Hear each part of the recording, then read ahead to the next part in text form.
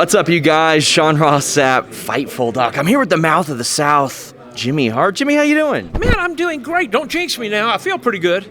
Yeah, well, it's good to see you back here. I mean, obviously, you've got a storied history, storied wrestling career. And, I mean, what's Jimmy Hart up to these days? Oh, my gosh, of course, me and Hulkster are still hanging out together. But we're doing promotion for WWE. You know, they bring me out for a lot of the major shows. And I guess a lot of the people that are still out there still remember the mouth of the South, Jimmy Hart, and a lot of people I used to manage. So it's been great. And, I mean, there are a lot of people who maybe have no idea about anything in wrestling, probably remember you from your music days. I'm interested, is there anybody over the course of your years in wrestling that had a surprisingly good singing voice? Well, you know what? Ted DiBiase did a great job. You know, he kind of did the rap when me and my partner wrote his song, Money, Money, Money. Shawn Michaels did a good job when we took Shawn in, and I cut Sexy Boy that we wrote on Shawn Michaels. He was good. But the Honky Tonk Man had the best voice of all.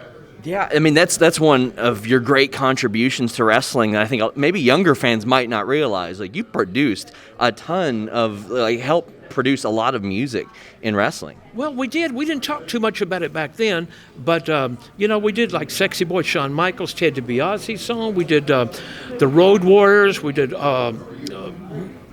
we did so many. It's hard. The Nasty Boys, Earthquake, Typhoon. The list just the Mountie. Remember the Mountie song, the Rougeau Brothers. When we don't like heavy metal. We don't like rock and roll. All we like to listen to is Barry Manilow. Hey, people would boo them out of the building. If I'd have said Metallica or Led Zeppelin, everybody going, yeah, that's cool. So we kind of did reverse psychology. When you went over to WCW, was that like a part of the deal? Were they like, hey, we want you to help us with this music too if you're going to come in? Yeah, we went over there and they wanted to do a lot of the music, which we did, and everything else too. And it was not a big plan to jump over there. Hulk and I were out doing a show called Thunder in Paradise after we took a break from WWF, WWE, of course. And it was just something that just fell into place back then.